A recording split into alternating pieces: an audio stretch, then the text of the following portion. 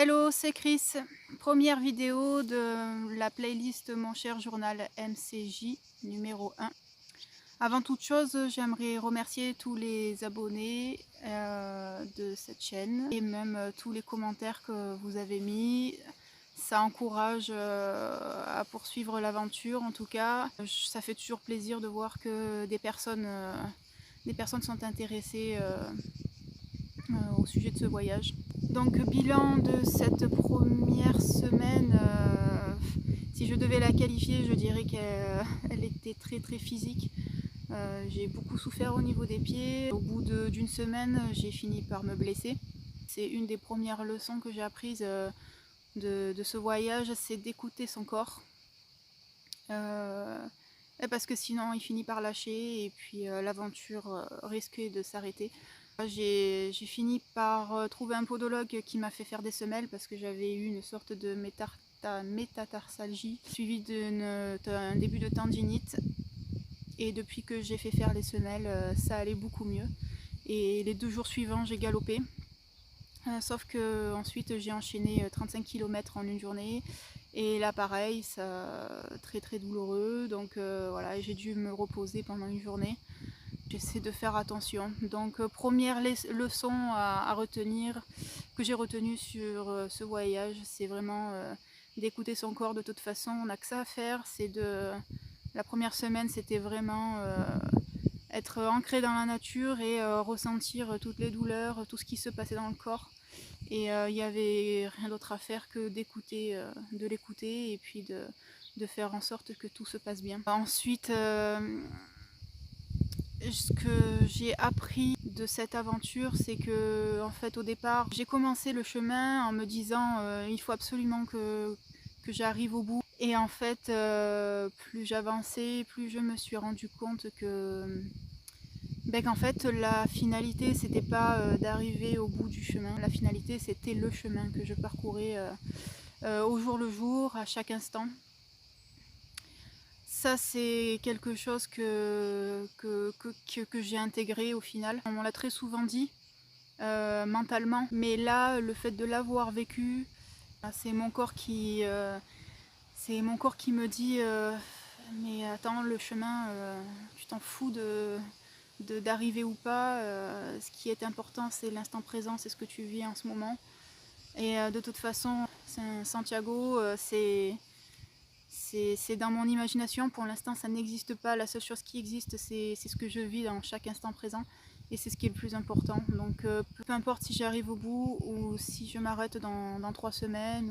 Mais au moins, j'aurais vécu, j'aurais savouré chaque instant présent. Et chaque pas que je faisais sur ce chemin.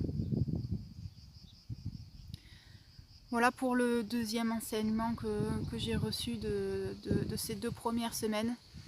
Et pour répondre à un commentaire de Naturepec Barin, oui, bien sûr j'ai croisé des pèlerins, je les ai côtoyés.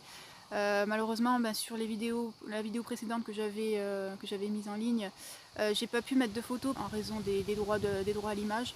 Cette année est particulière en raison du coronavirus parce qu'il y a très peu de pèlerins. Et ceux que j'ai croisés depuis le Puy-en-Velay jusqu'à Figeac, donc il y avait à peu près 300 km. J'ai croisé quasiment les mêmes pèlerins, il y en avait une quinzaine. On se croisait sur les chemins, donc à chaque étape le soir on se retrouvait, des fois pour boire un verre, pour manger ensemble. C'est incroyable comme on forme une communauté en fait. Même sur le chemin, je ne m'attendais pas à autant d'entraide.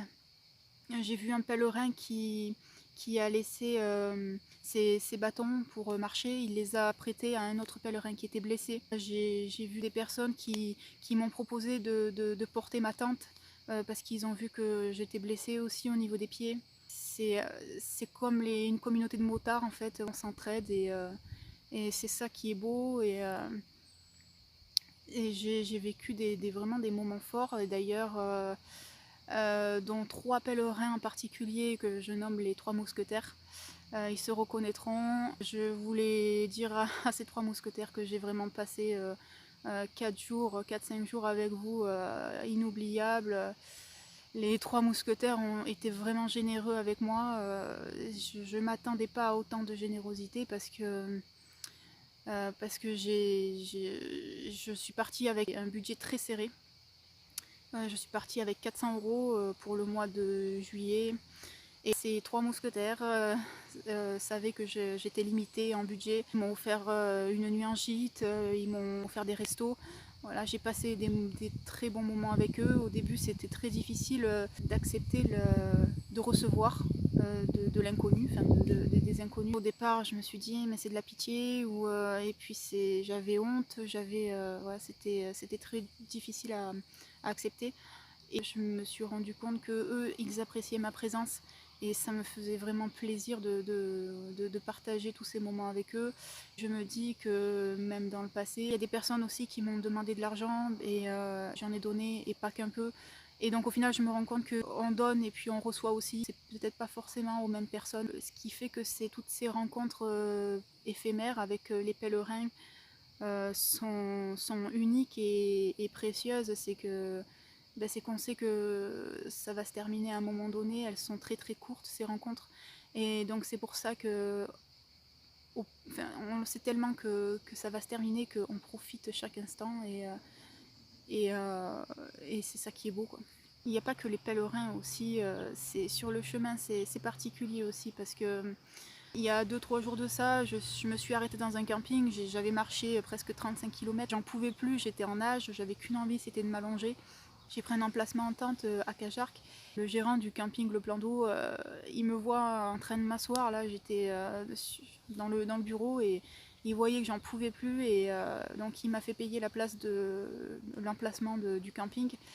Et à un moment donné, il y a eu un moment de silence et il m'a dit, mais si vous voulez, je vous offre une caravane pour que vous puissiez dormir sur un matelas, parce que là, je vois que voilà, vous allez devoir, ça vous évitera de défaire votre tente, vous serez plus à l'aise dans la caravane.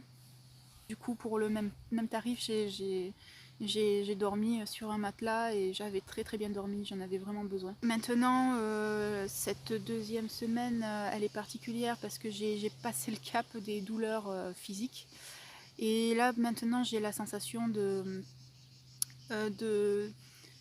passer à un stade plus profond de l'ordre de l'émotionnel. Parce que depuis 2-3 jours, là, je marche sur le chemin et puis je me mets à pleurer. Je sais pas pourquoi, voilà, ça sort tout seul. Voilà. C'est même pas de la colère, c'est plus de la tristesse. Et je me remets à penser à des moments difficiles que j'ai vécus et ça pleure. Ça pleure tout seul. Plus j'avance sur le chemin et plus j'ai la sensation que ça va en profondeur. Et c'est à la fois effrayant, mais en même temps c'est rassurant. C'est difficile à expliquer, il faut le vivre pour le comprendre. Voilà pour ce bilan des 2 semaines que j'ai passées sur le chemin de Compostelle. L'aventure continue et puis je vous dis à très très bientôt sur une prochaine vidéo. Ciao ciao!